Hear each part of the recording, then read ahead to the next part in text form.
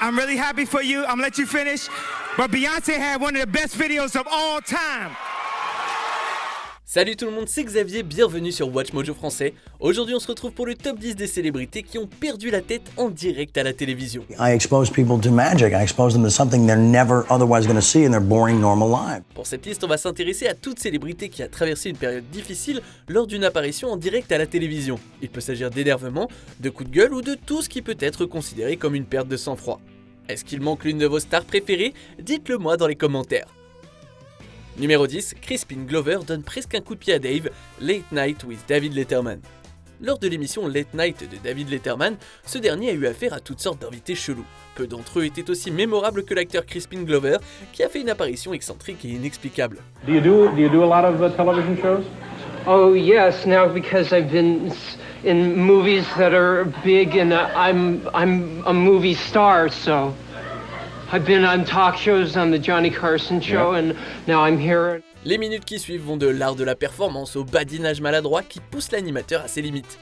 Tout ça culmine avec la tentative malheureuse de l'acteur de montrer ses talents douteux de botteur. Do you want to arm wrestle? No. I've been taking part. These aren't mine. I can kick. Okay. I'm gonna go check on the top 10. Même Letterman, connu pour sa comédie rebelle et ses farces, est resté abasourdi par ce moment. Des années plus tard, Glover est apparu dans un film dans le rôle d'un personnage à l'apparence similaire, ce qui ne fait qu'ajouter au mystère de cette apparition. What say we motor on over to the seminar and get you started on the express to success? Nope. My mother's not here yet. You need to meet my mother. S'il y a une leçon à tirer de cette débâcle à l'antenne, c'est qu'il vaut mieux garder ses pieds de son côté. Numéro 9, Jim Everett prend sa revanche, Talk 2. Jim Rome, animateur sportif, a joué de malchance en s'en prenant au joueur de football américain Jim Everett. Here comes the blitz. Everett unloads. Trying for Anderson. Got it! That time he beat the rookie Robert Massey, and what a throw by Everett to get it there. Le présentateur de Talk 2 a appelé Everett Chris dans une blague douteuse sur le fait qu'il était comme la joueuse de tennis. Naturellement, le quarterback n'a pas apprécié la remarque et a menacé l'intervieweur d'arrêter. If you guys want to take a station break, you can. But if you call me Chris Everett to my face one more time, I already did it twice. You better. If you call one more time, we better take a station break. Quand un athlète vous dit d'arrêter, vous devriez probablement l'écouter. Malheureusement, Rome a doublé la mise et l'a immédiatement regretté. Jetant une table, l'animateur est passé à deux doigts de se faire blesser gravement avant que les membres de l'équipe n'interviennent. You probably won't say it again. I bet I do. Okay. Chris? L'animateur n'avait pas tout à fait mérité une raclée complète, mais il a quand même poussé le bouchon un peu trop loin. Numéro 8, John Rivers quitte le plateau, CNN. Connu comme une monumentale personnalité de la télévision et de la comédie, John Rivers est passé sur CNN pour une interview qui a lentement dérapé. You've got best-selling books, you sell out on stage, even with your fashion critiquing. While it's very mean in some ways, people can't wait to hear what you have to say. Really? It's not mean? La comédienne s'en prend alors à la supposée négativité de l'interview. Au départ, difficile de dire si Rivers était sérieux ou si elle faisait des blagues en répondant aux questions. Yeah, shut up. I'm talking. You know what I mean? I don't want to hear. You're wearing fur. You're wearing leather shoes. Finalement, elle quitte le plateau sans avertissement. Heureusement qu'elles n'étaient pas ensemble en studio, sinon ça aurait pu être bien pire. Un cas où l'animatrice s'en est tenue à ses questions, mais l'interroger s'est quand même rebellé. You are not the one to interview a person who does humor. Sorry. Are we serious? Cette apparition, qui a touché une corde sensible de la Fashion Police, a constitué une interruption divertissante du programme d'information. Numéro 7, Bobcat saccage le plateau d'Arsenio, The Arsenio Hall Show. Lors de ses nombreuses apparitions à la télévision et au cinoche, Bobcat Goldthwait s'est fait connaître par sa personnalité comique frénétique et erratique. I always appreciate when my next guest drops by because, gosh, he makes me seem so sane by comparison, you know? Please welcome Bobcat Goldthwait. Lors d'une apparition à The Arsenio Hall Show, l'humoriste a poussé son comportement subversif à son paroxysme.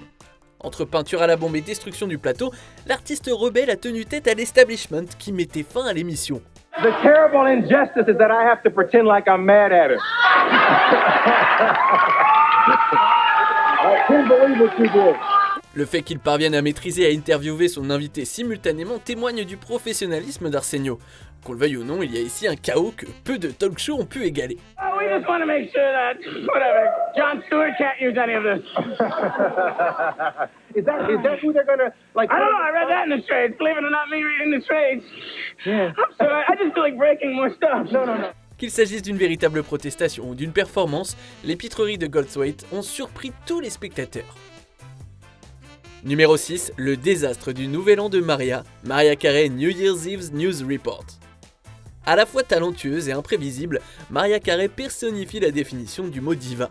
Lors de son spectacle de la veille du jour de l'an 2017, la chanteuse a gâché sa prestation après une série de problèmes techniques. For nearly 6 whole minutes, an eternity on live TV, a sparkling Mariah Carey stumbled through a 3-song set, including some of her most famous multi-octave songs. Ses commentaires ont éclipsé l'ensemble du spectacle, attisant les flammes autour d'une apparition déjà désastreuse. D'autres artistes auraient arrêté le spectacle, mais la pop star a choisi de continuer avec un son terne. Carey, who was supposed to be the headliner of the night, instead became headline fodder, some even calling her performance a train wreck. Imperturbable, elle a refusé de quitter la scène jusqu'à la fin. On ne sait pas ce que l'artiste aurait pu faire elle-même pour régler le problème, mais sa réaction n'a clairement pas aidé. If you can't hear it, how can you sing to it? And then if your microphone is also effed up, you can't hear something, all you can hear is the audience screaming and a delayed musical moment. Numéro 5, Nicolas Cage devient fou, Wogan. Dans l'émission d'interview Wogan, Nicolas Cage s'est présenté avec une intensité rarement vue dans un talk show ordinaire. Welcome, Nicolas Cage.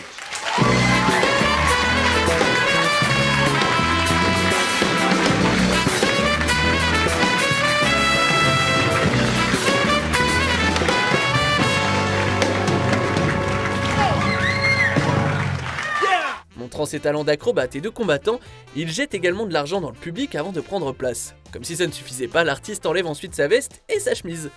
I gotta give you my Wild at Heart t-shirt.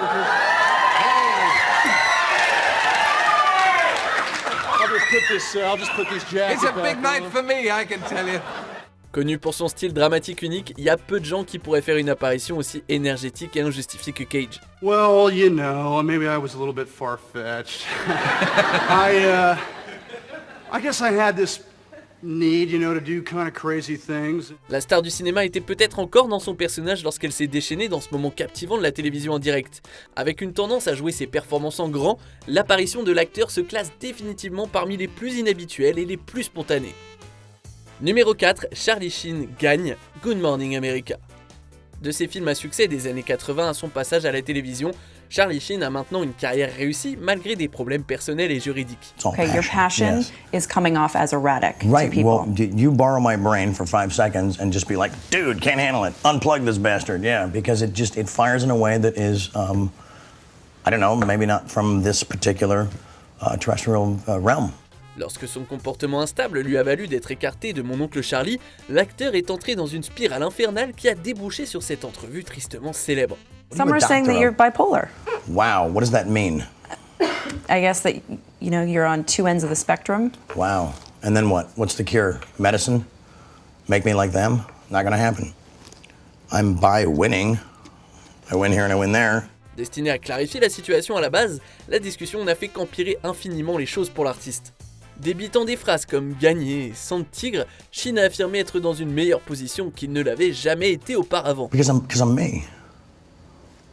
Because I'm me, I'm different. I just have a different constitution, I have a different brain, I have a different heart, I have a different, you know, I got tiger blood, man. You don't worry that you're gonna die when you take that many drugs? Dying's for fools. Il apparaît évident que cet homme avait besoin d'aide car ses divagations absurdes ne menaient nulle part. Bien que la star se soit rangée par la suite, cet instantané a capturé quelqu'un qui avait grand besoin d'une intervention.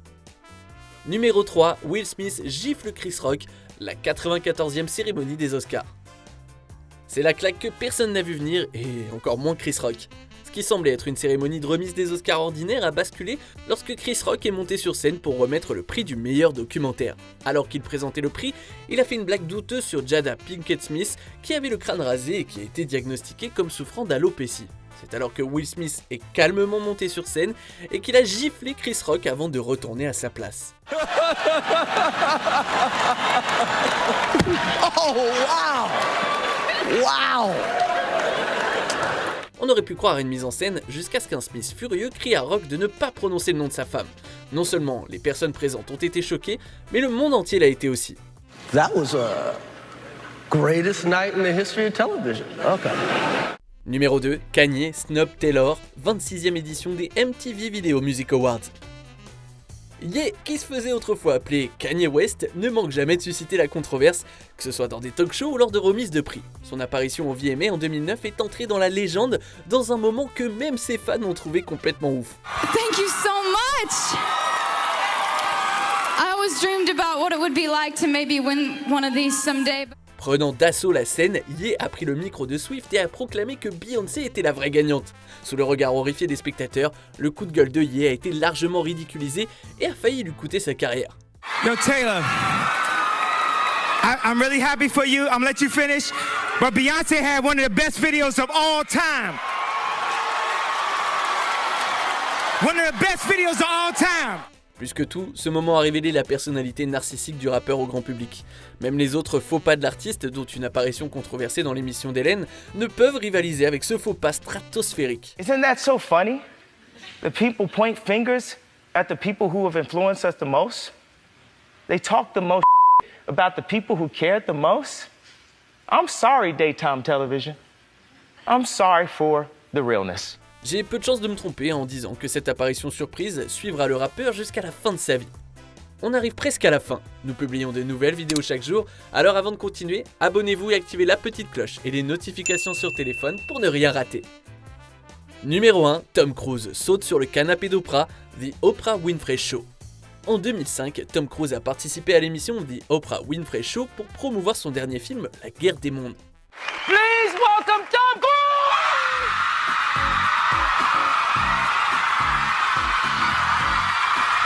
Au lieu de ça, il a été bombardé de questions personnelles sur sa récente relation avec Katie Holmes. Encouragé par le public et sa nouvelle romance, l'acteur a ri et puis il a sauté en direct dans l'histoire de la culture pop. What has happened to you? What has happened to you? Après des années de couverture par les tabloïds, son saut infâme sur le canapé d'Oprah ne lui a pas rendu service. En peu de temps, l'apparition excentrique de Cruise a été le sujet de conversation de l'industrie du divertissement et est devenue virale en ligne. We've never seen you behave this way before. I know. Have you ever felt this way before? Bien que ça puisse paraître inoffensif selon les normes d'aujourd'hui, le saut sur le canapé restera dans les mémoires comme la fois la plus inoubliable où une célébrité a totalement perdu la tête en direct à la télévision. Que pensez-vous de notre sélection ? Dites-le moi dans les commentaires et checkez ces autres super vidéos de Watch Mojo français.